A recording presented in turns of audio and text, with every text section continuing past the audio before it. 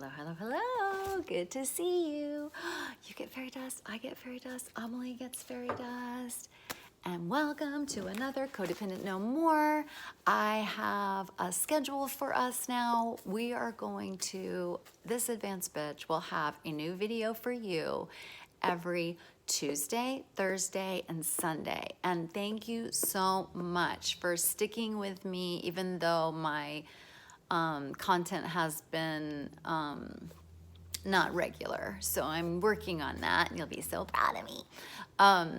So it'll be codependency on Tuesday, addiction and recovery on Thursday, and childhood trauma on on Saturday, on Sunday, sorry, Sunday.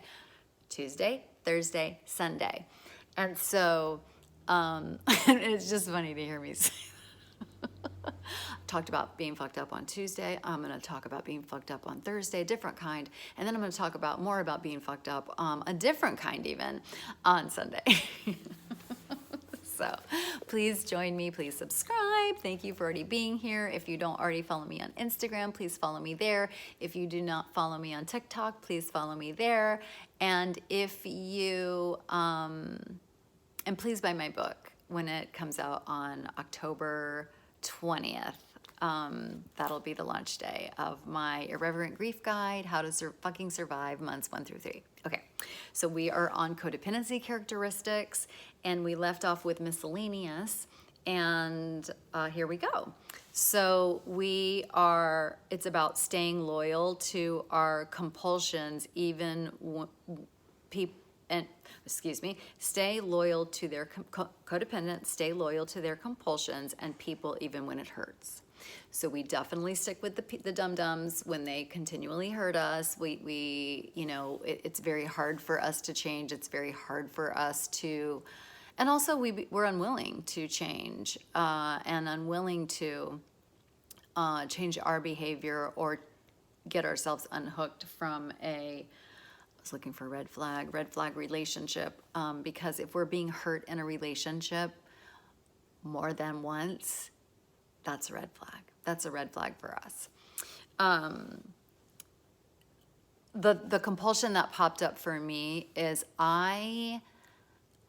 very sarcastic. It's my mother tongue. I was, what does the Bane say? Like I was born in it, bred in it. Like it's in my cells. Like if you get a microscope, you'll see like different, and then you'll see the sarcasm cell. So sarcasm hurts people.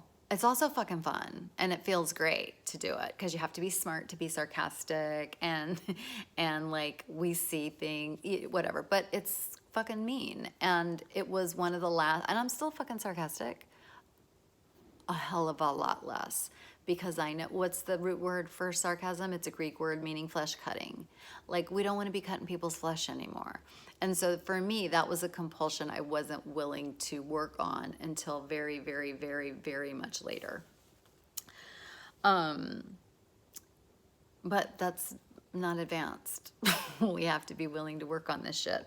And you can take your time with your sarcasm. Like that could be one of your last things. And I will tell you that when you heal enough, you won't want to do it anymore because you know it's mean. So, okay. Codependents are ashamed about family, personal, and relationship problems. We don't like to ask for help. We don't want to reveal. And also these things are supposed to be secret. It's part of the toxic family system, the dysfunctional family system, that these things need to be secret. And so who's keeping the secrets? The codependents. Very enabling, keeping those secrets.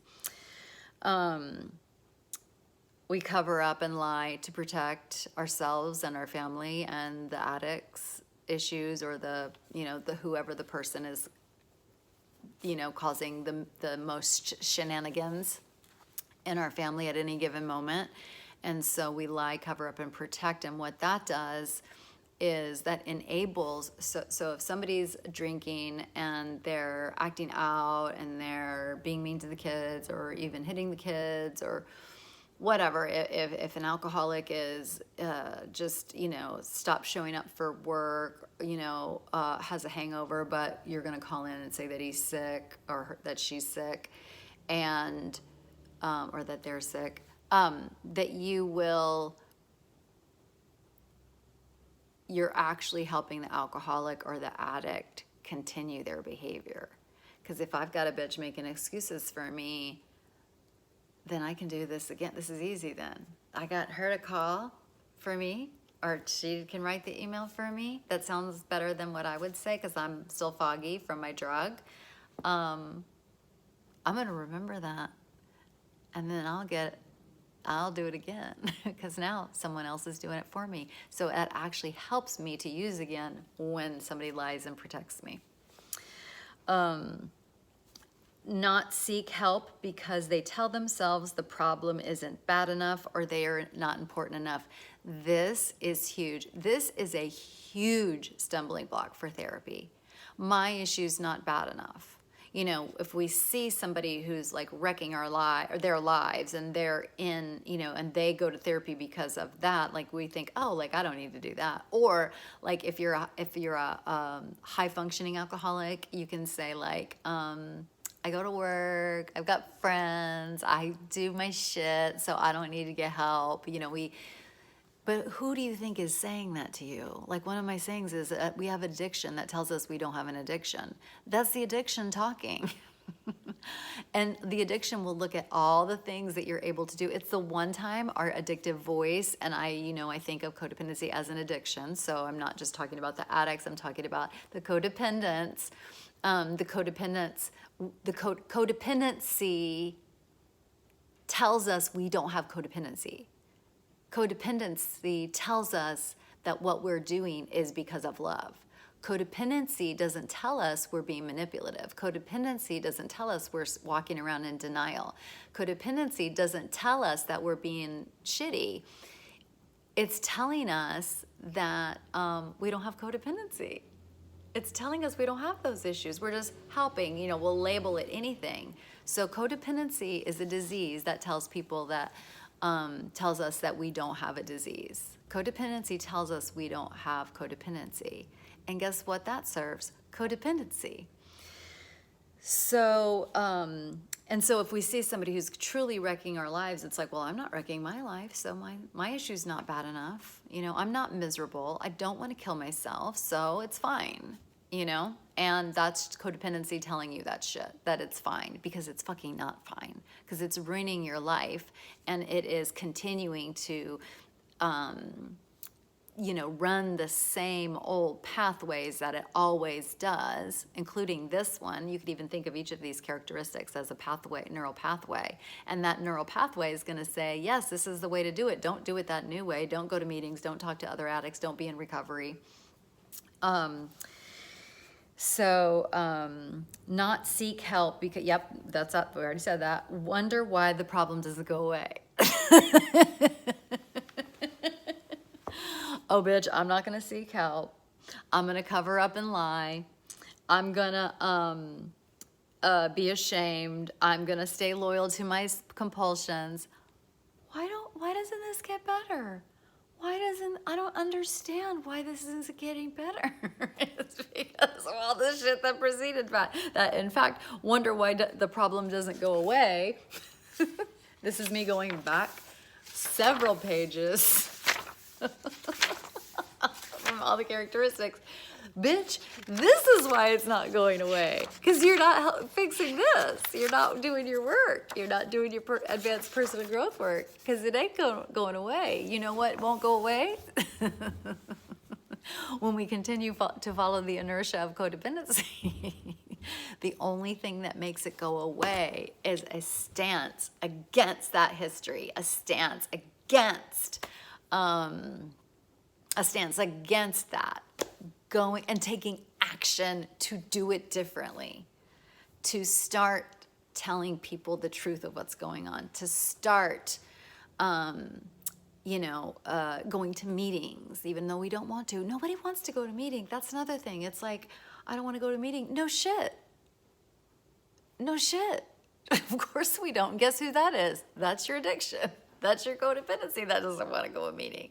And if I say I don't want to go to a meeting and then I don't go, guess who wins? My addiction, my codependency. Nobody, do you think I wanted to do any of this?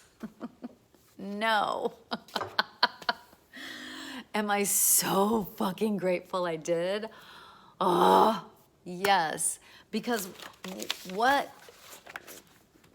your inner saboteur is blocking from you when you take the road more traveled, aka the more traveled neural pathways, what you do that is you reinforce it, and then your inner saboteur is keeping you from living your dreams, from being brave, to doing something different, to having magical things happen to you. That's what it's hiding from you. What it's telling you is that's too hard. You're not that sick. You don't need that in your life. You don't need to buy that book. You don't need to buy the workbook. Just read the book. You don't need to buy the work. You don't need to write your story out and tell it to another human being. You don't need to do that. That's too hard. The sponsor I have now, when I started complaining about some of the shit that I had to do, she started saying, "Oh, that sounds like a poor baby." She said it with so much love. It was a very loving confrontation, a very loving truth being told. It's like, oh shit, I have so much poor baby. I have let myself get away with so much shit. Poor baby. Poor baby needs to eat that food. Poor baby doesn't want to go to a meeting. Poor baby, everything's too hard for the poor baby. That's my addiction. That's my codependency. And thou shalt not pass. Poor baby is addiction. I'm not calling you a poor baby. I'm just telling you what my sponsor said. And I have found it very helpful. I'm like, oh, that's the poor baby that's coming. So it looks like we have one more category of issues, codependency characteristics, and it's going to be fun to see what's next in the book. It's been a while since I've read it myself, so it's going to be fun to see what's in store for us. But thank you for being here. Thank you for your support. Thank you for buying my book. Thank you for subscribing. Thank you, thank you, thank you. Hope that was helpful. Love you. Bye.